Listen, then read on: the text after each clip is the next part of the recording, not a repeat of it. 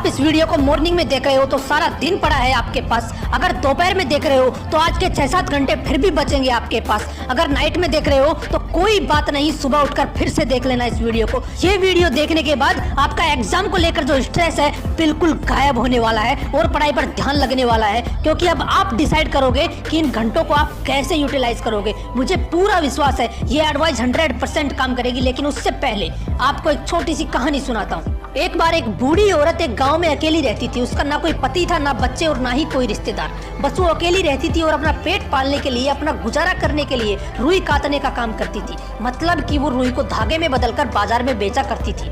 उसका ये रोज का काम था। वो रोज बाजार से रुई लेकर आती थी और दिन भर काम करके रुई से धागों के गोले बनाकर बाजार में बेचने चली जाती थी।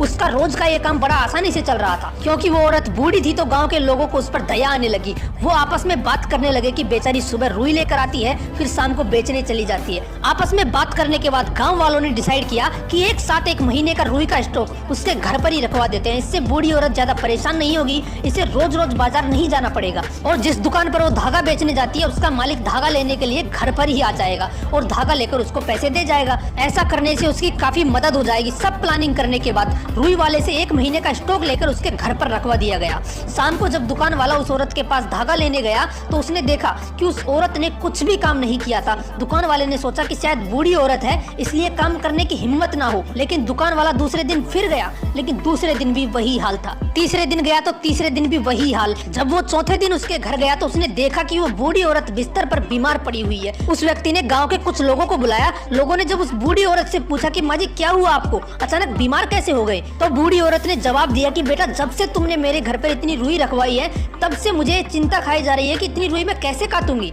और इसी चिंता में मैं शुरू ही नहीं कर पाई और इतनी परेशान हो गई कि जिससे ना कुछ खाने का मन हो रहा था और ना ही कुछ सोच पा रही थी। इसलिए धीरे धीरे तबीयत खराब हो गई। उस औरत की बात सुनकर उन लोगों को अपनी गलती समझ में आ गई कि उन्होंने रुई का इतना बड़ा गट्ठर रख दिया था कि जिस पर काम करने का ख्याल ही उस औरत को डरा रहा था और उस औरत को चिंता दिए जा रहा था। वो रोज थोड़ी थोड़ी रुई तो काट सकती थी, लेकिन इतनी सारी रुई देखकर वो चिंता में पड़ गई, वो स्ट्रेस में आ गई। और यही इस वक्त आपके साथ हो रहा है। एग्जाम सर पे है, सिलेबस पूरा पढ़ा है, मैंने तो कुछ पढ़ा ही नहीं अभी तक। मुझे शुरू से पढ़ना चाहिए था, 1 महीने में कैसे पढ़ पाऊंगा। इतनी सारी बुक्स हैं, टाइम बिल्कुल नहीं बचाया, फेल हो गया तो ये हो गया तो वो हो गया तो।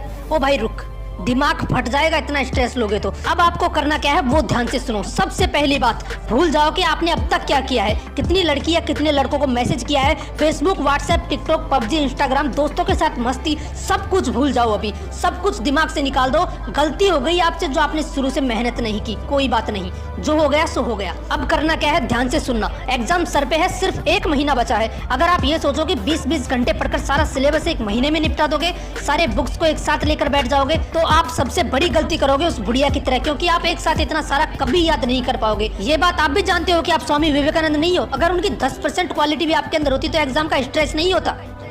इसलिए बचे हुए टाइम में जो आपको करना है, ये वीडियो खत्म करने के बाद सबसे पहले कोई भी एक सब्जेक्ट उठाओ जो आपको सबसे इजी लगता है। पूरी बुक आपको नहीं पढ़नी है, ना ही आप पढ़कर उसे याद रख सकते हो। इसलिए उस सब्जेक्ट में एग्जाम के पॉइंट ऑफ व्यू से जितने भी टॉपिक्स, जितने भी क्वेश्चंस इंपॉर्टेंट है, उन्हें किसी मार्कर से या किसी हाईलाइटर से हाईलाइट करो। आज का सारा दिन इसी में इन्वेस्ट करो। जितने भी सब्जेक्ट है 5 या 6, सब में ऐसा ही करो। और अगले दिन एक सॉलिड टाइम टेबल बनाओ एग्जाम से 2 दिन पहले तक का। इस बीच सिर्फ आपको उन टॉपिक्स को ही पढ़ना है जो आपने मार्क किए हैं, क्योंकि यही वो क्वेश्चंस, यही वो टॉपिक्स होंगे जो आपको एग्जाम में जीत दिलाएंगे। फिर से बोल रहा हूँ, 1 महीना है एग्जाम का। ये आपको डिसाइड करना है कि इन घंटों को आप कैसे यूटिलाइज करोगे। अगर मेरी बात मानो तो जितना भी टाइम आपके पास बचा है, कम से कम इन टॉपिक्स को तो फाड़ के रख दो जो आपने मार्क किए हैं, कि साला इनमें से एक भी क्वेश्चन एग्जाम में नहीं छूटना चाहिए। जो हो गया उसे भूल जाओ। स्ट्रेस बिल्कुल मत लो, ये कोई लास्ट एग्जाम नहीं है, इसलिए ठंडे दिमाग से पढ़ाई करो। तुम अभी भी कर सकते हो। अगर वीडियो अच्छी लगी तो इसे लाइक कीजिए और अपने सभी दोस्तों को शेयर कीजिए। और हाँ, ऐसे मोटिवेशनल वीडियोज के लिए चैनल को जरूर सब्सक्राइब कीजिए।